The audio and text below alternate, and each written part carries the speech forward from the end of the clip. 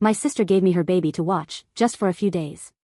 But when she didn't come back, I found out she'd already changed the custody papers, and left me to deal with her criminal past. My name's Giles, and this is the most insane thing that's ever happened to me. For 38 years, my life was completely normal. I live in Redfield, Iowa, a quiet little town nobody's ever heard of. I work at the local library, I drink my coffee black, and I don't bother anyone.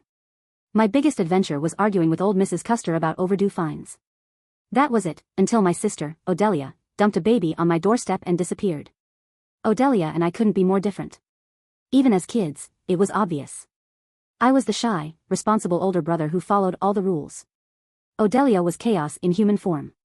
She always had big dreams, big schemes, really, and left a trail of broken promises wherever she went. If there was trouble within a 100-mile radius, Odelia would find it. And if she couldn't find it, she'd make it. When we were kids, I was always cleaning up after her. Broken dishes, upset neighbors, even a stolen bike once, I handled it all. But I didn't mind back then. I figured it was my job to look out for her. After all, that's what brothers are supposed to do, right?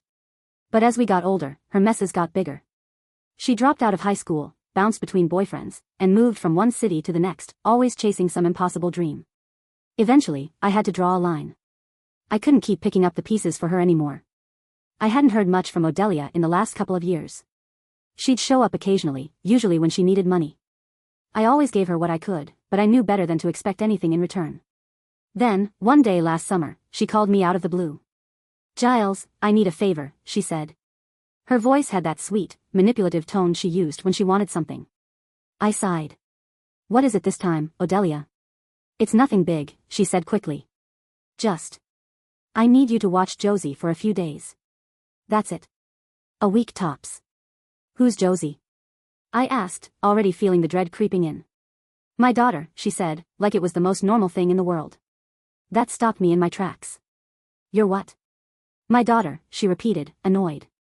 "She's 6 months old, Giles. I just need you to watch her while I handle some things." Now, I'll admit, I'm not the most social person, but even I know that having a baby is not the kind of thing you just forget to mention to your brother. But that was classic Odelia, dropping bombshells like they were no big deal. "Why can't her father watch her?"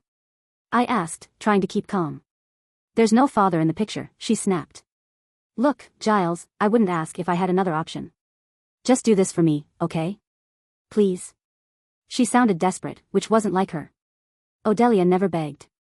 Against my better judgment, I agreed. She showed up the next day, baby in tow. Josie was tiny, with big brown eyes and a mop of curly hair. She didn't cry much, just stared at me like she was trying to figure out who the hell I was. Odelia handed her over along with a diaper bag and some vague instructions. "I'll be back in a few days," she said, kissing Josie on the forehead. "Thank you, Giles. I owe you one." And just like that, she was gone. At first, I didn't mind. Josie was actually a pretty easy baby. I took a week off work to get used to taking care of her. The folks at the library were surprisingly understanding, and the neighbors even dropped off some supplies. For a moment, I thought, maybe this won't be so bad. But then a few days turned into a week. And then 2. Odelia wasn't answering her phone. I left voicemail after voicemail, but she never called back. I even messaged her on Facebook, nothing. She'd vanished. By the 3rd week, I was furious. I wasn't equipped to be a single dad, and I definitely wasn't ready to deal with Odelia's nonsense. I called our mom, hoping she might have some answers. Mom lives down in Florida now and doesn't keep up with Odelia much either, but even she was surprised. "She left her baby with you?" Mom said, incredulous. "What the hell is she thinking?" "I don't know," I said, pacing my living room. "But I can't keep doing this. I need her to come back." Mom promised to try calling Odelia herself, but I could tell she didn't have much hope. Odelia had burned her bridges with most of the family years ago. I was the only one left who still gave her the benefit of the doubt, and even that was running out. Then, one night, about a month after Odelia had dropped Josie off, I got a letter in the mail. It was from a law firm in Des Moines. At first, I thought it was junk mail, but when I opened it, my heart sank. The letter informed me that Odelia had officially transferred custody of Josie to me. Not temporarily, permanently. I must have read the letter 5 times before it sunk in. There were signatures, court stamps, the whole deal. She'd done this weeks ago, long before she'd shown up at my door. And she hadn't bothered to tell me. My hands were shaking as I called the law firm. I demanded to speak to whoever had handled the case. A woman named Nancy got on the line and confirmed everything. Odelia had signed the papers, and as far as the law was concerned, I was now Josie's legal guardian. Can she do that without my consent? I asked, my voice rising. She listed you as the willing guardian, Nancy said, matter-of-factly. There's no indication you objected. But I didn't even know about this. I shouted. She never asked me. Nancy was silent for a moment. I understand this is frustrating, she said finally. But legally, you're now responsible for the child. I hung up, feeling sick. This wasn't just a mistake, this was deliberate. Odelia had planned this. She'd dumped Josie on me knowing she wasn't coming back.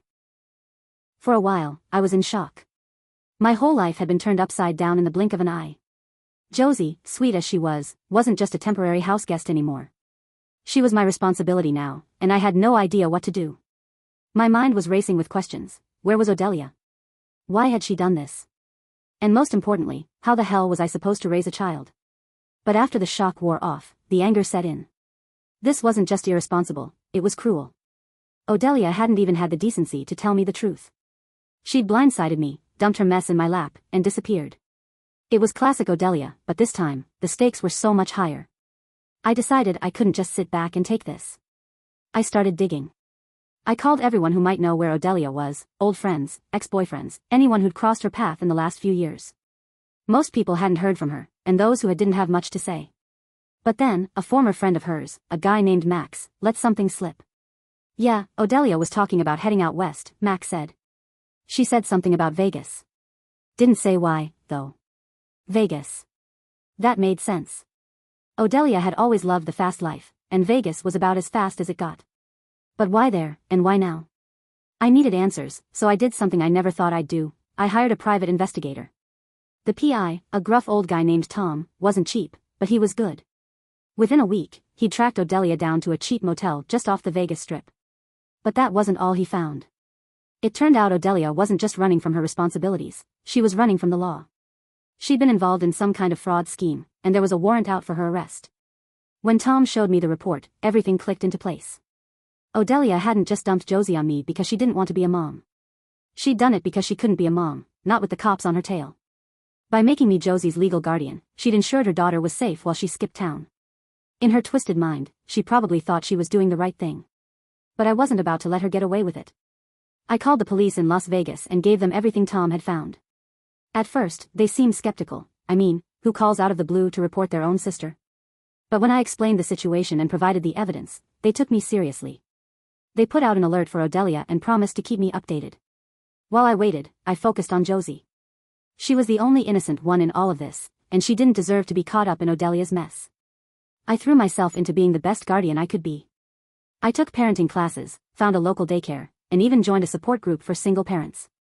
It wasn't easy, but Josie made it worth it. She had this way of smiling at me like I was her whole world, and for the first time in years, I felt like I had a purpose. Then, about a month later, I got the call. The police had found Odelia. She'd been arrested at a casino, trying to use a fake ID to cash in on some winnings. The fraud charges were serious, and with her record, she was looking at real prison time. At first, I felt a weird mix of emotions. Relief, anger, even sadness. Odelia was my sister, after all, and no matter how much she'd screwed up, I didn't want to see her in prison. But then I thought about Josie, and the anger won out. Odelia had made her choices, and now she was facing the consequences. But I wasn't done yet. While Odelia was awaiting trial, I reached out to her lawyer. I told him I wanted to make it clear to the court just how reckless and selfish she'd been. I provided evidence of how she'd abandoned Josie and lied about the custody papers. I even got statements from some of her old friends, who were more than happy to spill the tea about her shady behavior. When Odelia's day in court finally came, I made sure I was there. The judge didn't hold back. She called Odelia's actions calculated and deeply irresponsible and handed down a hefty sentence, 5 years in prison, with no chance of early release. Odelia didn't even look at me as they led her out of the courtroom.